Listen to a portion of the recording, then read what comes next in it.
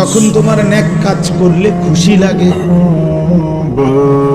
এবং গুনাহের কাজ করলে কষ্ট লাগে, আল্লাহর নবী সাল্লাল্লাহু আলাইহি সাল্লাম বলেন তাহলেই তুমি ভাবো তুমি মুমিন, তাহলে তুমি মুমিন, ফাআনতা মুমিন, তাহলে তুমি মুমিন। কিন্তু যেদিন দেখবে এই অনুভূতি লোপ পাইছে, তখন মনে রেখো তোমার আর ঈমান নাই।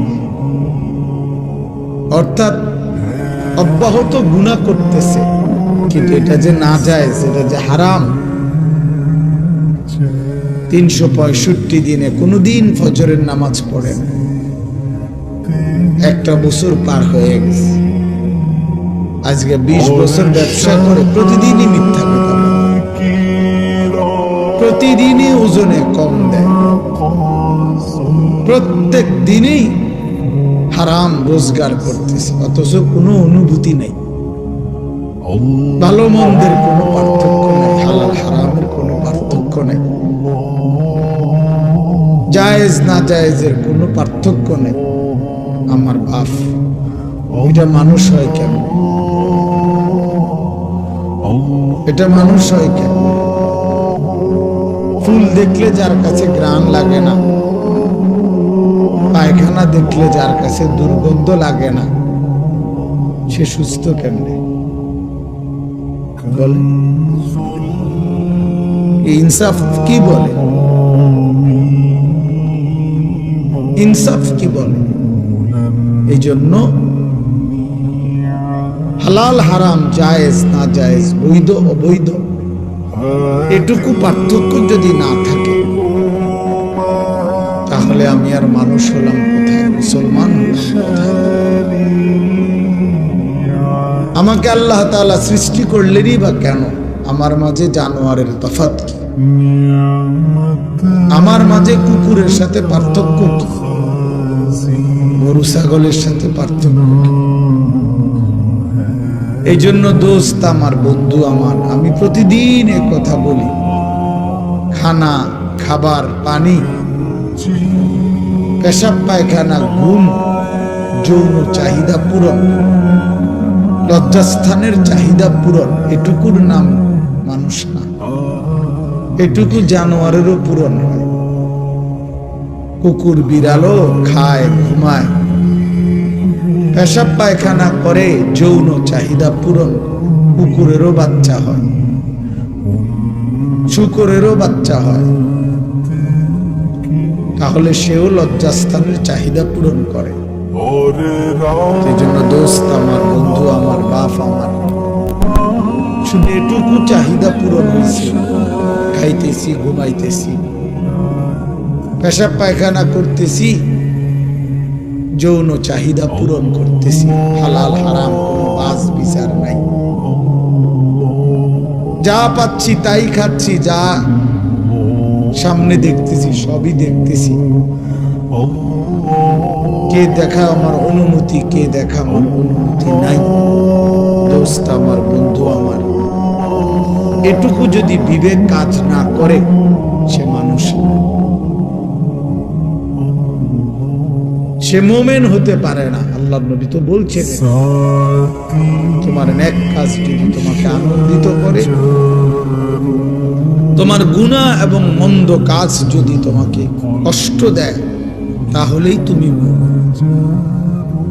তার মানে এর থেকে নিচে চলে গেলে আর মুমিন থাকে। সাহাবী জিজ্ঞেস করছে, ইয়া রাসূলুল্লাহ, মাল ইথম, গুনাহ কি? গুনাহ কি? আল্লাহর নবী সাল্লাল্লাহু আলাইহি ওয়াসাল্লাম বলেন, মা হাকা ফি সাদরিক, যেই জিনিস তোমার অন্তরে খটকা তৈরি করে, সংশয়,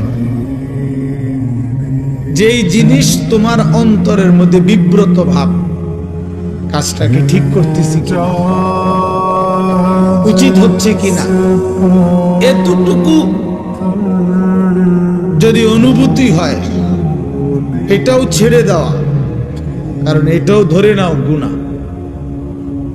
অর্থাৎ একেবারে স্বচ্ছ, স্পষ্ট, হালাল বৈধ, শতভাগ পিওর এমন জিন্দেগি তুমি গঠন করো। দামা ইয়ারিবুকা, আল্লাহ নবী সাল্লাল্লাহু আলাইহি সাল্লাম বলছেন, যা তোমার দিলে সন্দেহ তৈরি করে, সংশয় তৈরি করে, সেটাও ছেড়ে দাও, সেটাও ছেড়ে দাও। আল্লাহ নবী সাল্লাল্লাহু আলাইহি ওয়াসাল্লাম বলেন, আল হালালু বাইয়িন ওয়াল হারামু বাইয়িন, যেটা হালাল এটা স্পষ্ট, যেটা হারাম এটাও স্পষ্ট। ওয়া বাইনাহুমা উমুরুন মুশতাবাহাত, আর এর মাঝে কিছু আছে সন্দেহপূর্ণ, আল্লাহর নবী সেগুলো ছেড়ে দিতে বলছে। একেবারে নিখুঁত দ্বীনের উপরে ওঠো, পিওর দ্বীনের উপরে ওঠো। তারাকতুকুম মুহাজ্জাতান বাইদা লাইলুহা কানাহারিহা। আল্লাহর নবী সাল্লাল্লাহু আলাইহি ওয়াসাল্লাম বলেন, উম্মত, আমি 23 বছরে তোমাদেরকে একেবারে ধবধবে পরিষ্কার স্বচ্ছ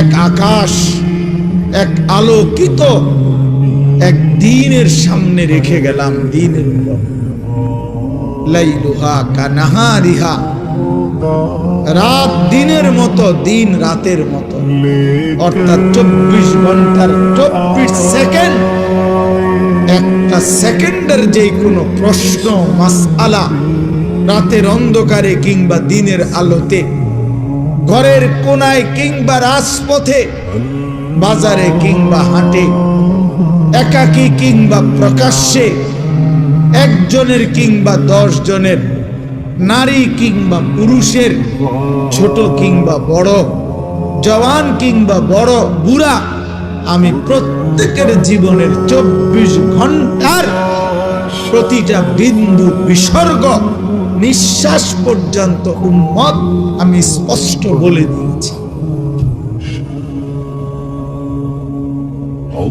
কারো কোনো কিছু, কারো কোনো বিষয় আমি অস্পষ্ট রেখে যাই নাই, রেখে যাই নাই উম্মত।